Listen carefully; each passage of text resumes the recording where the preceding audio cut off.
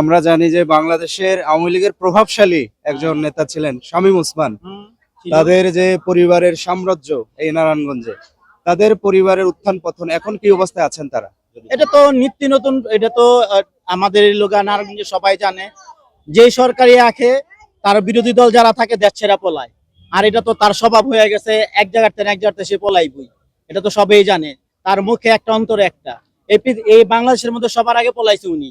আমরা সকল দলকেই দেখেছি, আমি দেখেছি, বিএনপি দেখেছি, এখন আমরা নতুন দল দেখতে চাই, আমরা বাংলাদেশ জামাত ইসলামী দলকে দেখতে চাই। আচ্ছা, জামাত ইসলামের দুইটা ভালো বৈশিষ্ট্য বলেন। জামাতে ভালো অসংখ্য বুড়ি বুড়ি। আসসালামু আলাইকুম রহমতুল্লাহ। প্রিয় দর্শক, ডাক বার্তার এই পর্বে আমরা রয়েছি নারায়ণগঞ্জের ব্যস্ততম এলাকা। এই মুহূর্তে দেখতে পাচ্ছেন আমি র্যাব 11-র সামনে রয়েছি। আমরা সাধারণ মানুষের জনমত নেব যে আগামী নির্বাচনে মানুষ কোন দলকে ভোট দিবেন। আসুন আমরা জনমত নিই। কেমন আছেন আপনি? আলহামদুলিল্লাহ ভালো আছি। আমরা একটি জনমত জরিপ নিচ্ছি যে বাংলাদেশে আগামীতে কোন সরকার আসলে একটি দুর্নীতিমুক্ত সমাজ ব্যবস্থা আমরা পাবো। এটা বাংলাদেশের আগামী ভবিষ্যৎবাণী, যে সরকার আসুক, যারা দুর্নীতি করবে না তাদের আমাদের জন্য ভালো। আর কি যারা এগুলা থেকে দূরে থাকবে, আমরা সাধারণ যারা আছি তারা ভালো চলবে। দল হিসেবে আপনি কোন দলকে বেছে নেবেন? দল হিসেবে এখন এটা কিভাবে মতামত দিব, যাই কে আসে না, এটা হলো পরবর্তী বুঝার বিষয়। আপনি ব্যক্তিগতভাবে কোন দলকে ভোট দেবেন? না, আমি তো ব্যক্তিগত দল যেটাই পছন্দ করি। দেখা গেছে এখন বর্তমান যারা বিএনপি করে এদেরকে ভালোবাসি, বা অন্যান্য যারা ছিল বিগত, হ্যাঁ করে তো আমরা ভালোবাসতাম। দেখা গেছে এখন কি হয় পরিস্থিতি বোঝা মুশকিল। অনেক ধন্যবাদ। কেমন আছেন ভাই? আলহামদুলিল্লাহ। কি করেন আপনি? আমি ফুলের ব্যবসা করি ভাই। জি। আগামীতে কোন দল বাংলাদেশের ক্ষমতায় আসলে শান্তিতে থাকতে পারবে মনে করছেন? কোন দল ক্ষমতা আসলে শান্তি থাকবো? তো কোন দলের শান্তির হিসাব পাইলাম না ভাই, বিশ্রেয়া তো আনতেছে কারো কইতাম ভাই, যায় হাই ওই ক্ষমতা, কি ক্ষমতা শোষণ করা আমার গরিবদের চেষ্টা খায়। বাংলাদেশে এখন তো তিনটি বড় দল রয়েছে, যে বিএনপি, আওয়ামী লীগ তো অলরেডি বিতাড়িত, জামায়াত ইসলামী বা অন্যান্য ইসলামী দল, এদের মধ্যে কাকে বেছে নেবেন? এদের মধ্যে না আমার বিচারে ভাই ইসলাম পছন্দ, ইসলামী। হ্যাঁ, এটাই পছন্দ লোকের লেগে আসেনি কখনো।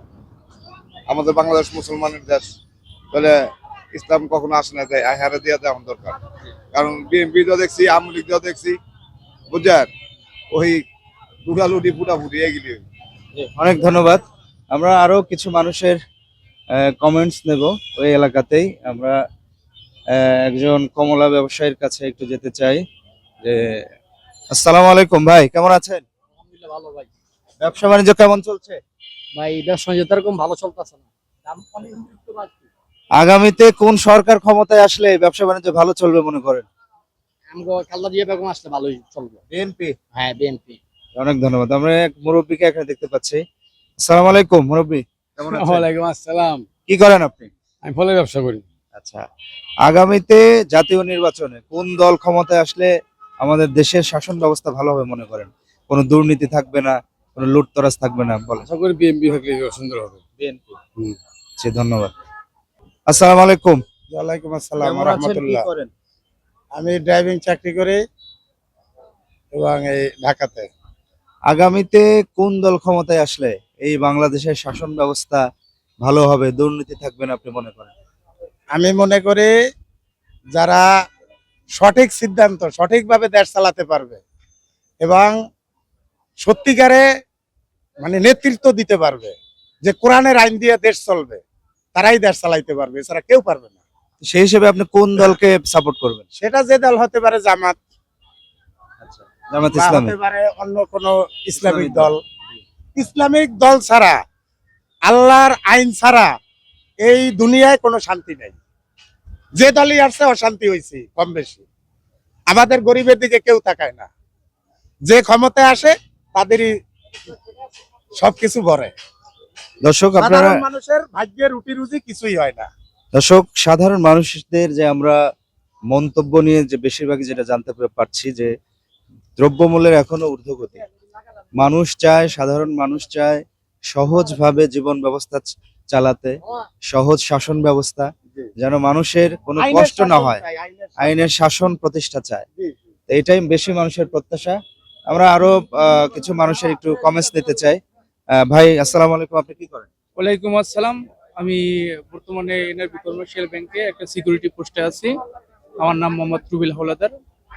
আচ্ছা, আপনি কি মনে করছেন যে আগামী বাংলাদেশে কোন রাষ্ট্র সরকার আসলে দেশের মানুষ শান্তিতে থাকতে পারবে? আমরা মূলত যারা দেশের জন্য কাজ করব, সাধারণ মানুষের জন্য কাজ করব, এবং আমরা নতুন করে একটা বাংলাদেশ পেয়েছি অনেক জীবনের বিনিময়। আমরা চাই যারা সঠিক সিদ্ধান্ত এবং যারা মানে মানে কোরআন সুন্নাহ দেশ পরিচালনা করবে, আমরা তাদেরকে ক্ষমতা চাই। অনেক ধন্যবাদ ভাই। আপনি তো একজন সাধারণ মানুষ, কি করেন? আমি বাবা আস্তে আছি। রাস্তায় হাঁটেন? কাকে ভোট দিবেন সামনে? আল্লাহ যা খারাপ হবে ওরে ভোট দিব। খারাপের তো অনেক দল, বিএনপি, আওয়ামী লীগ, জামাত, কাকে দিবেন? আওয়ামী লীগ, বিএনপি, বিএনপি রে দিবেন। বিএনপির মার্কা কি তাও তো জানি না। জানেন না? ধানের শীষ, তাই তো? হ্যাঁ। দর্শক, এই মুহূর্তে দাঁড়িয়ে আছি নারায়ণগঞ্জের ঐতিহ্যবাহী মাওরা রেস্টুরেন্টের সামনে, যার প্রতিষ্ঠা কাল দেখতে পাচ্ছেন 1928 সালে। আসসালামু আলাইকুম। ওয়ালাইকুম আসসালাম। ভালো আছেন কেমন ভাই? আছেন, কি করেন? আলহামদুলিল্লাহ। আমরা একটি জনমত জরিপ নিচ্ছি যে বাংলাদেশের শাসন ব্যবস্থায় আগামীতে কোন সরকার রাষ্ট্র ক্ষমতায় আসলে দেশের মানুষ আরো শান্তিতে থাকতে পারবে? কোন সরকার এখন দেশের পক্ষাবেটে তো বলা যাইতেছে না কোন সরকার। এখন আওয়ামী লীগ আসছিল যখন, তখন তো আমরা সবাই ছিলাম দুঃশাসনের একটাই। আমাদের কোনো স্বাধীনতা ছিল না, আমাদের কোনো ছিল না। কিন্তু বাট এখন বাংলাদেশের সবাই এখন স্বাধীনতা পাইছে। এখন এখন জনগণই ঠিক করবো। এখন কোনো সরকার নির্ধারিত ভাবে তো আইসা কিছু করতে পারবো না। আমি জনগণ ঠিক করবো কোনটা লোক বেটার হইব। আপনি কোন দলকে সমর্থন করেন ব্যক্তিগতভাবে? ব্যক্তিগতভাবে আমরা লোক বর্তমানে চাইতেছি, কারণ যেহেতু আগে থাকতেই বিএনপি করে আসতাম, এখন আমি বিএনপির সাপোর্ট করতেছি। কারণ জামাত আসলে দেশের লোক পরিস্থিতি অনেক খারাপ হবে। সবাই বলে জামাত আসবো, জামাতই করে, এটা করে। অ্যাকচুয়ালি আমাদের যে ধর্মীয় বিষয়টা, এটারই একটা জামাত একটা পক্ষপাতে নিতে আছে আর কি। তারা এরকম ভাবেই করতেছে। বিএনপি আসলে সবচেয়ে বেটার হইব। জামাত আসলে যে প্রেক্ষাপট খারাপ হবে, দুইটা দিক বল। দুইটা দিকে এক হইল গা, আমাদের যেই মা বোনের এখন যে স্বাধীনতা আছে, আমাদের এটা তো ইসলাম রাষ্ট্র না, ইসলামী রাষ্ট্র না। চাইতেছে জামাত চাইতেছে এরকম ভাবে করতে, আফগানিস্তানের মতো করতে। কিন্তু আফগানিস্তান তো দীর্ঘমেয়াদী একটা লোগা দেশ ছিল এবং দীর্ঘমেয়াদী করে ওদের কালচারের একরকম, আর আমাদের এখানে বিভিন্ন জাতি একসাথেই করা। আর আফগানিস্তান কিন্তু বিভিন্ন জাতি এরকম নাই। বৌদ্ধ আছে, খ্রিস্টান আছে, আমাদের এখানে হিন্দু আছে, তাই আমাদের দেশটাই তো একটু ভিন্ন টাইপের। ইউরোপে এশিয়ার মতোই আর কি একটা দেশ আমাদের। কিন্তু এখানে সব মা বোনদের সবার স্বাধীনতা আছে। কিন্তু যদি জামাত যদি ক্ষমতায় আসে, তখন ওই স্বাধীনতা রাখবো না, কারণ আমাদের ইসলামের ধ্বংস ছাড়া আর কোনো উপায় হইব না তখন। কারণ এখন চাইবো জামাত। বাংলাদেশে হ্যাঁ, তো একটা ধর্মীয় সম্প্রীতি রয়েছে, তারপরেও মুসলমানদের সংখ্যার দিকটা বেশি, 95% বলতে পারেন। তা আপনি ব্যক্তিগতভাবে, একটা হচ্ছে ইসলামী শাসনতন্ত্র, বাংলাদেশে ইসলামী রাষ্ট্র প্রতিষ্ঠা, আপনি ব্যক্তিগতভাবে চান কিনা যে বাংলাদেশে ইসলামী রাষ্ট্র প্রতিষ্ঠা হোক? ব্যক্তিগতভাবে আমি চাই, ঠিক আছে, ইসলামী রাষ্ট্র হোক। কিন্তু বাট এর জন্য যে লোকা আইসায় যে এখন যে এত তাড়াতাড়ি যে সবকিছু আইসা পড়বো তা না। ঠিক আছে, হোক, কেডা না চায়? সবাই চায় পৃথিবীর ভিতরে জান্নাতে যাইতে, জান্নাতের চিন্তা সবাই করে। আমরা সবাই লোকা জান্নাতের চিন্তা করি, সবাই চায় লোকা। আমি চামো না আমার মেয়েটা লোকা বেধর্মী ভাবে চলুক, কিন্তু আমাদের দেশ অনুযায়ী আমাদের কালচারটা এরকম হয়ে আইছে। এখন তো আমরা ওরকম ভাবে চাইলেও পারতাছি না। 5 তারিখের পর থেকে একটা শক্তি, পরাজিত শক্তি আওয়ামী লীগ দেশে নেই বললেই চলে। 5 তারিখের পর থেকেও কিন্তু বাংলাদেশে এখনো কিন্তু দুর্নীতি বা এই যে বিভিন্ন চাঁদাবাজি, এগুলো কিন্তু রয়ে গেছে। তো এইগুলো আসলে এখন করছে কারা? এখন তো আওয়ামী লীগ নাই, কে করছে এগুলো? এগুলো এখন আওয়ামী লীগ নাই, কিন্তু আওয়ামী লীগের যেই দুঃশাসনের এইগুলা রয়ে গেছে, যেমন শেখ মুজিবুর মারা গেছে, শেখ মুজিবুরের মেয়ের জন্ম দিয়ে গেছে। আওয়ামী লীগ ধ্বংস হয়ে এখনো যায় নাই, আর ধ্বংসটা প্রয়োজন। ধ্বংস হইলে তাহলে আর এটা থাকবো না। শেখ মুজিবুরের মেয়ের এরাই খাই গেছে। জিয়াউর রহমান একটা মানবতা দেখায় লোকে ভুল করে গেছে, আইনা ভুল করছে। সেই ভুলটা এখন হইল আবারও সেটা হইতেছে। যেমন আমাদের এখানে ডক্টর ইউনূস সাহেব যা করতেছে, বেটার চেষ্টা করতেছে। আমাদের বাংলাদেশ কিন্তু অর্থনৈতিক দিক দিয়ে আমরা খুবই দুর্বল ছিলাম, এবং আমরা খুবই খারাপ অবস্থায় ছিলাম। এখন মানুষ জনগণ যারা দেখতেছেন সবাই কিন্তু নিঃস্বাধীনভাবে একটা স্বাধীন যে একটা দেশ এটা উপভোগ করতে পারতেছে। কিন্তু এর আগে কিন্তু 5 তারিখের আগে কিন্তু এটা ছিল না। এক শাসনের এক নিয়ন্ত্রণ দিয়েছিল, স্বৈরাচারের শাসন ছিল। ওই স্বৈরাচারের শাসনের কারণেই কেউ কোনো মুখ খুলতে পারে না। আজকে আপনার সামনে আমি দাঁড়ায় কথা বলতেছি, যখন প্রশাসন ছিল তাদের অধীনে দেশের প্রশাসন প্রেক্ষাপটে যেরকম থাকে নীরবতা ভূমিকা পালন করব, কিন্তু দেশের প্রশাসন ছিল আওয়ামী লীগের একটা চাকরিজীবী চাটুকাগিরি করা।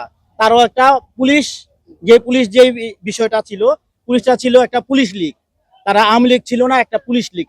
আওয়ামী লীগ আরেকটা লোক বাহিনী তৈরি করছে পুলিশ লীগ দিয়া, কিন্তু এখন বর্তমানে পুলিশ লীগ না। এখন আমরা জানি যে বাংলাদেশের আওয়ামী লীগের প্রভাবশালী একজন নেতা ছিলেন শামীম ওসমান।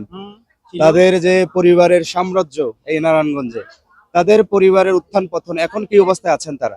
এটা তো নিত্য নতুন, এটা তো আমাদের লোক নারায়ণগঞ্জে সবাই জানে, যে সরকারি আখে তার বিরোধী দল যারা থাকে দেশ ছেড়া পলায়। আর এটা তো তার স্বভাব হয়ে গেছে, এক জায়গাতে সে পলাইবই। এটা তো সবাই জানে, তার মুখে একটা অন্তরে একটা। এই বাংলাদেশের মধ্যে সবার আগে পলাইছে উনি, যাকে বলা হয় আপনি তো বিএনপিতে ভোট দিবেন, বিএনপির দুটো ভালো দিক বলেন।